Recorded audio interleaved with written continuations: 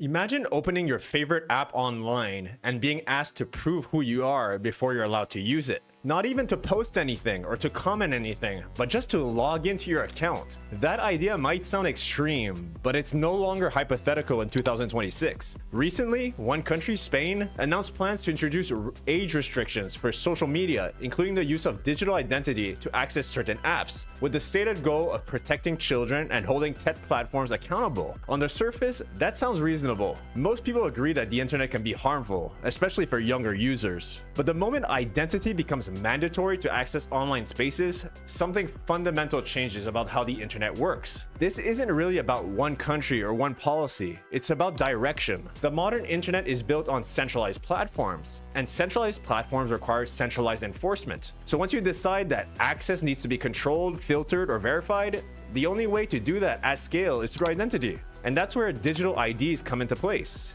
And once identity is tied to access, anonymity disappears by default, data becomes easier to aggregate and surveil, and behavior becomes easier to monitor. Even if the original intention is protection, the consequences of implementing a digital ID are far more consequential than that. Identity systems don't stay limited forever. They expand. This is why a conversation on this topic needs to happen very badly. Not because anyone is for or against protecting children, but because identity is the most sensitive layer of the internet. When identity becomes a gatekeeper for accessing or publishing data on the web, the internet shifts from an open network to a permissioned one. According to the Electronic Frontier Foundation, systems that require identity to access services create new risks around surveillance, data misuse, and long-term tracking, even when introduced with good intentions. That's the trade-off most people don't see at first. Quick pause here. If you're interested in understanding where the internet is heading in the near future, take a second to subscribe because this channel focuses on the structural changes shaping our digital lives. Now here's the deeper issue. Centralized platforms made identity inevitable. When everything flows through a few companies, the pressure to regulate, verify, and control becomes irresistible. The system demands it, and an alternative approach that removes the need for identity checks in the first place by checking how data is published and stored. Instead of platforms owning content and users asking permission to participate,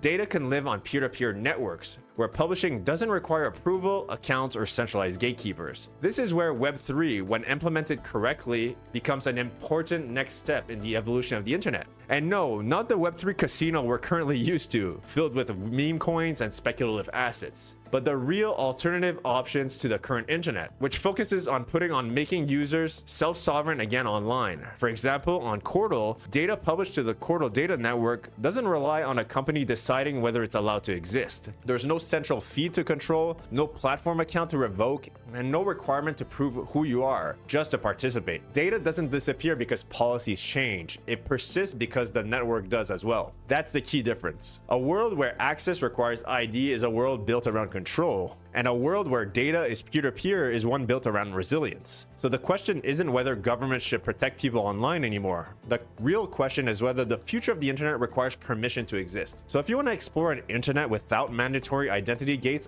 and what that actually looks like, install Qortal today and see how a network designed around data ownership and permanence operates in practice. I'll see you in the next video.